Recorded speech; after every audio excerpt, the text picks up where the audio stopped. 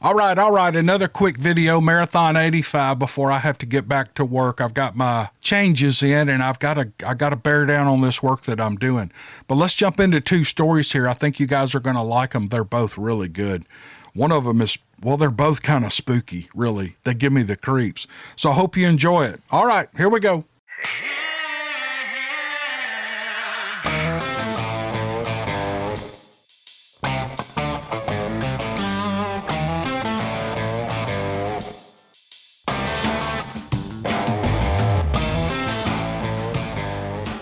Here's a cool story from Daniel, and here's what he writes. It was the summer of 1989. My name is Daniel, and you are welcome to use my name. I am now disabled, and I live in the state of Georgia.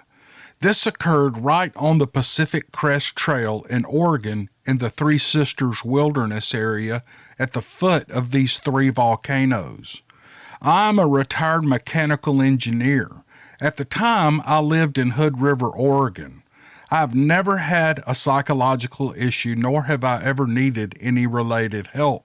I was an avid hunter and had hunted this area numerous times in the previous 10 years. My camp was approximately 6 hours on horseback. This is an awe-inspiring mountain area with a very large timber, yet open meadows. On this trip, my son, along with two teenage friends of his, and I, decided to backpack in. We started at the crack of dawn and arrived at the camp around noon. This trip was just to explore for the upcoming hunting season, so my only firearm was a 44 mag revolver that I would always carry into the woods. We finally arrived, we cooked, we ate lunch, and proceeded to scout the area.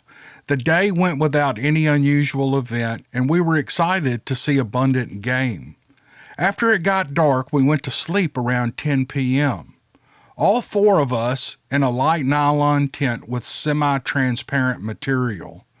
I'm a very light sleeper because of my Vietnam experience, and at about 2 or 3 a.m. was woken up by very heavy bipedal steps approaching the tent. There was a full moon. The person stopped, and I could see a very large shadow, and I assumed it was just his proximity to the tent blocking the moonlight, but along with that, there was a very loud breathing, which I could only associate with a large animal. By that time, I became alarmed. I was sure that it was not a bear because I heard the steps from quite a ways off, perhaps 30 yards, and they were definitely bipedal, and bears do not walk like that for any extended distance. At this moment, I believed there were humans trying to scare us or rob us, so I grabbed my revolver, and out loud I said, "Don't come any closer, I've got a gun and I will shoot." The breathing continued for perhaps 30 more seconds. He could not have been any further than 3 feet from our tent. By this time, all four of us were very awake, but then all of a sudden, we could hear steps again. This time walking away. I immediately unzipped the tent door and looked into the direction of the steps, and with the full moon and no more than 15 yards, we saw this incredibly large hairy animal, at least 8 feet tall, probably more, and using my hunting experience, I judged his weight at no less than 800 pounds. He heard us moving around and turned around, and we could see his human-like face. The moonlight illuminated him clearly. He let out a blood-curdling, hair-raising scream or growl combination that echoed throughout the mountains. We were all terrified. I knew that my revolver could not stop a beast that size before it reached us if he chose to charge, but he turned away and walked very fast and occasionally looking back, and we never heard it again. I know there's a lot of skepticism, but I have no doubt that these species exist. There were 4 of us, and we all saw it clearly. We talk about the experience to this day, 30 years later, and when I ask the then teenagers if they remember, and they all say as though it happened yesterday, yeah. These boys are now grown men which pursue the hunting sport, including my son, and they all have had additional, less dramatic signs, noises, small rock throwing at the tent at night, etc. For many years, we did not talk with anyone other than amongst ourselves, but nowadays there are many sightings. Please remember, we lived for more than a century with mountain gorillas, and it was only relatively recent that we discovered them. Yeah, that's right. I hear that a lot. I've never read much about the gorillas. I don't know when they were discovered, but apparently it's a recent discovery, and there's a big animal living in the jungle that's just now, or, in the recent century being discovered. So it stands to reason that Bigfoot could be out there, and that we just haven't run into him or gotten any good, really super great evidence. I know people are going to say, oh, we've got great evidence. We've already got great evidence. But I'm going to stick by my guns and say until these things are scientifically acknowledged by some university or group of universities, scientists, wildlife biologists, whatever, then they're still a myth. But I believe they're out there, and I believe they're just an undiscovered species, and all the anecdotal evidence that we have is slowly but surely putting the pieces together.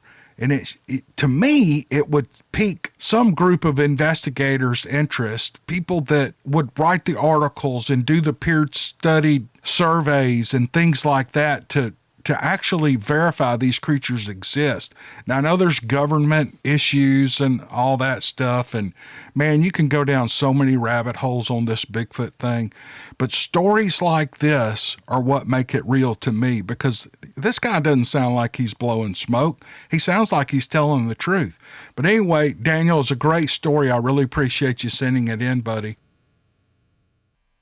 Here's an email from Bill. And I don't think I've ever heard a story like this before, but let's jump into it. He writes, I'd like to tell you something that happened to me in 1986 while deer hunting in southern Arkansas that I can only describe as a Bigfoot-type creature. At this time in my life, I was 23 years old and had just been discharged from the Army and was attending college. I'd been married under a year, and my wife's family was very large and all hard-working farmers and veterans like myself. I have always been an outdoors person, camping with friends and family, and I spent years with the Boy Scouts, staying several weeks at Philmont Scout Ranch in New Mexico. I'm saying all this because I have seen bears, deer, bobcats, and wild hogs in the environment.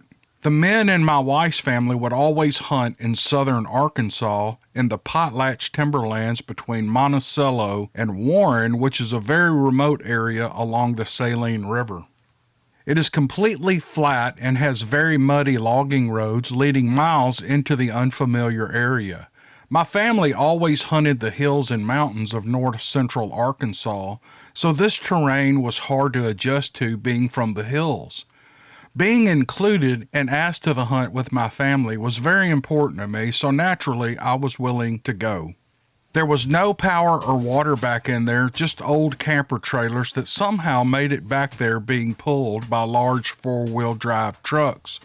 We had no cell phones or ATVs at that time, so we were taken down these logging roads by truck and left at certain areas, and then we were picked up later in the afternoon out at the logging road. The first day I made my way through the woods, always using my compass to navigate through this swampy forest, and found a good spot of fallen trees to hide myself and get comfortable. I saw several deer that day, but they were running as if they were being chased by something, but I never saw or heard anything.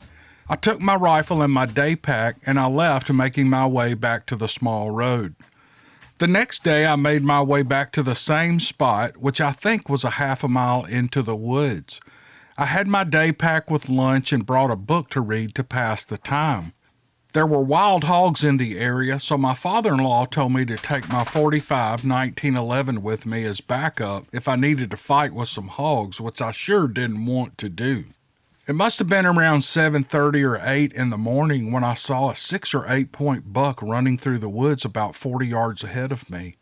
He stopped and turned to look behind him, and I was able to scope him and take a shot. He dropped, and then he got up and ran about another 50 yards, and I saw him drop again. But I could barely see him through the trees and underbrush, but I knew he was down. I will wait 5 or 10 minutes before I approach a wounded animal to make sure they're dead or at least bleeding out. What I'm about to describe next is burned into my memory and to this day still haunts me in my dreams 34 years later. I could see the deer on the ground through my scope, so I gathered my pack, rifle, and carried my .45 in hand in case I needed to fire again. I had just got up and I was hit with the most horrible smell that I can only describe as vomit, skunk, and rotten meat. It was so bad it was burning my eyes, and I could not tell where it was coming from. I was looking behind me through the trees and I heard this loud bashing and grunting noise directly in front of me in the direction of my deer. I walked slowly towards the noise when I saw directly 40 yards ahead of me a very large creature standing 8 to 9 feet tall with muddy black reddish hair. This creature had my deer and was bashing its head into the tree trunk. This deer was large and being picked up and bashed into the tree like it was a small cat. I stood in complete shock as to what I was seeing, and I stood frozen watching this take place. He must have hit the deer into the tree 4 or 5 times. I remember drawing my .45 and holding it to fire, but I couldn't shoot. I think it turned to look at me at least once, and then it picked up the deer and made its way deep into the woods, and I just stood there and watched it disappear out of sight. I can still see its face. The arms were very long, and the body was massive. If I had unloaded the clip from my .45, I would have just made it mad, and I'm so glad that I didn't. I slowly made my way out of the woods, and I waited for the truck to pick me up. It was the longest wait of my life, and I never went back. I told my father-in-law that I was sick, and I stayed in camp for the next 2 days and didn't hunt. I never told him or any of my wife's family what I saw because I thought they wouldn't believe me. I told my wife 1 year later what had happened because I was being asked to go again the next year, and I was having nightmares leading up to deer season. She has always stood beside me, as well as my father, when I told him. For years, I hunted with my son and father in the mountains of Independence County, Arkansas, and I've never seen anything like what I saw on November 29th, 1986, and I pray I never see one again. Thanks for letting me tell my story and my feelings on this event in my life. I feel relieved in telling it. Signed, Bill. Bill, I don't even know what to say about that story, man. That would give me nightmares for the rest of my life. I just can't imagine. Here's what I can't imagine. First seeing this thing and then having to stand out at that road waiting for somebody to come by and pick you up. But I understand that you didn't go back. I understand why you didn't go back, and it makes perfect sense to me. Thank you for sending the story. It was really good, and I know everyone enjoyed it. Thank you, Bill. All right, that'll wind up Marathon 85. Thank you guys for clicking on the video and listening this far. Can't tell you how much I appreciate you. Hope you're having a good week, and we'll see you on the next video. Thank you.